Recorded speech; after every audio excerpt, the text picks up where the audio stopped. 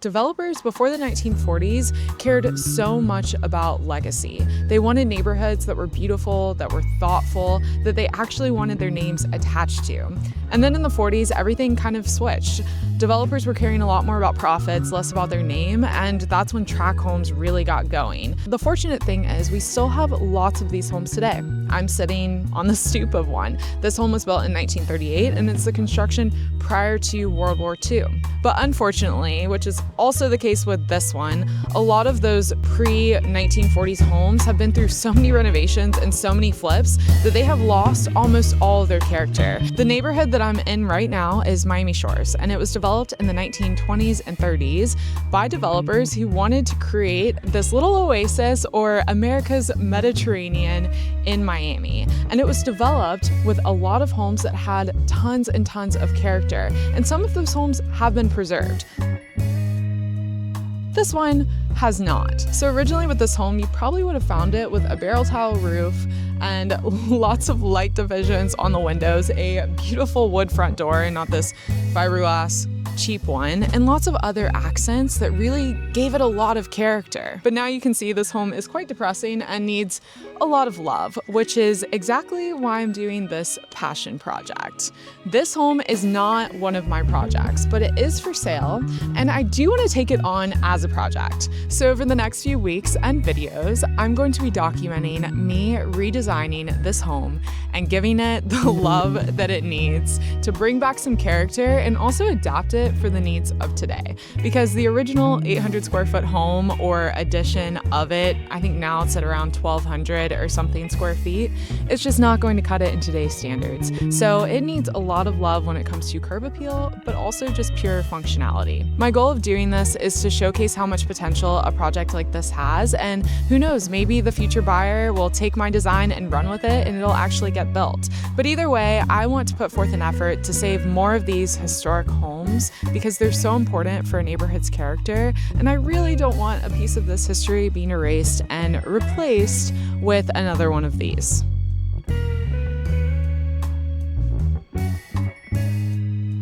All right, let me walk you through this home so you can see exactly where we're starting.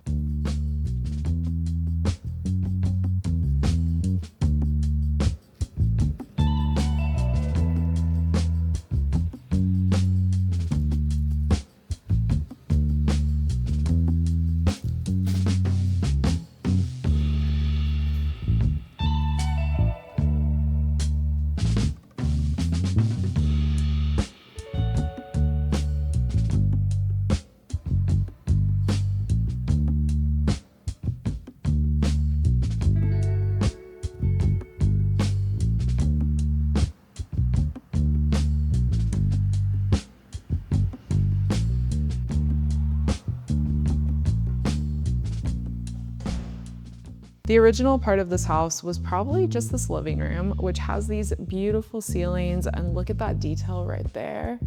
Also this fireplace that I'm in love with, but it was probably just this part of the house. And then this was probably the dining room right here in the original home. And the small kitchen right here. Let me turn on the light.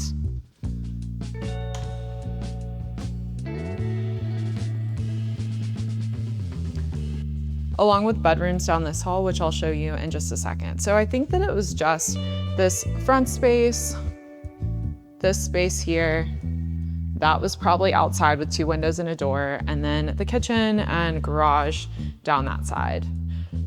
I'm sure at some point in the 60s, someone was like, we need a lot more square footage, and decided to enclose the patio, which is this space right here. I would probably put money on the fact that this was the original roof to this outdoor area that they then decided to enclose. And I'm not sure if it was done in the same renovation, that was a window, or one soon after, but this was definitely an addition later on. And right now this is functioning as the primary bedroom, but there's not a lot of storage. These windows being horizontally oriented like this is almost a dead giveaway of 1960s and up construction. Here's the bathroom over here, which was definitely renovated at some point. And you can start to notice how everything was like kind of pieced together as far as the roof lines go.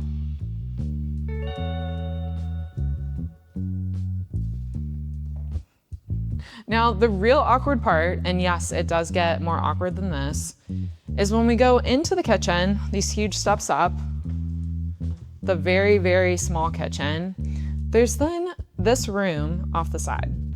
A while back, this was definitely the garage, but it was enclosed. And you'll actually see on the front of the house that there's still a garage door. So they put a wall there, left storage in the front with a garage door, and then created this space in the back. But it's directly off of the kitchen, which makes it really awkward for it to be a bedroom. Maybe it could be an office. It's also kind of dark and just not that great of a space.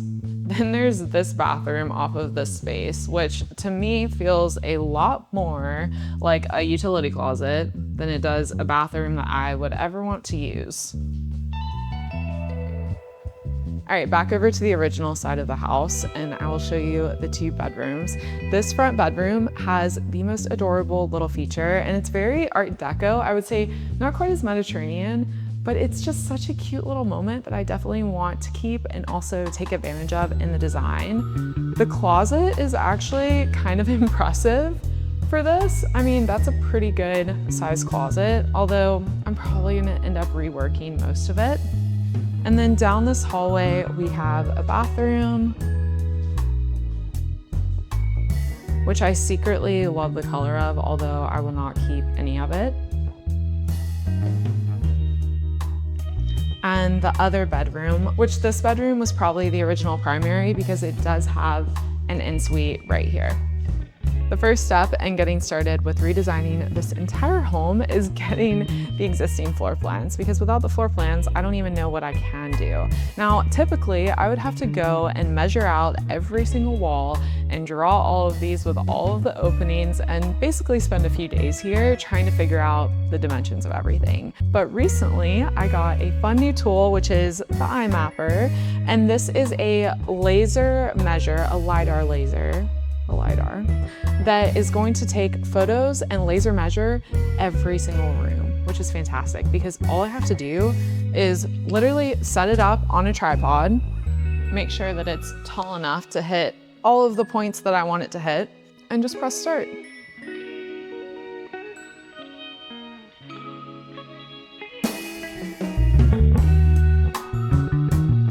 I just have to use this in every single room twice, and it's going to map out the entire floor plan for this home, which is going to make my life so much easier. And especially because this is not a paid project, I'm just doing this as a passion project, I definitely don't want to spend all day measuring. Which, if you're interested in following along and supporting my passion project of transforming this home that's for sale, make sure to subscribe and also turn on your notifications. That way you never miss an update from this series. In this home's current condition, it is awkward and choppy, and I couldn't even tell you if it's a 3-bedroom or a 4-bedroom. It just feels like a lot of people had way too many ideas and way too many hands on this home, and it has been kind of pieced together over time, and as of late, repackaged with some cheap DIY flipper materials like this vinyl flooring, which I don't really care how luxury of a vinyl flooring it is,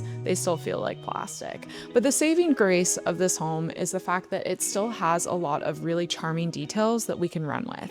So what I'm imagining for this home is we're going to take a really good look at it. We're going to think about the history of what Spanish colonial and Mediterranean revival architecture really is and bring that back in along with the needs of most people that I'm seeing today. And we're in Miami Shores, which is such a great family neighborhood, whether that's a family with a bunch of dogs and no kids or a family with a bunch of kids, either way. But we're going to design it so that it is a home that you want to invite people over to entertain.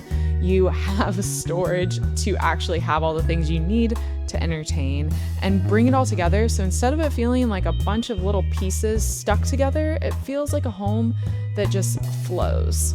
So the fun part about this is I don't have a client, and that means that I get to use all of my experiences of working with probably thousands of people by now and hearing all of those experiences, all the beautiful buildings that I've been in my lifetime, and I'm going to bring that into this design because I don't have to meet anyone else's needs except for what I think is best, which makes this extra special.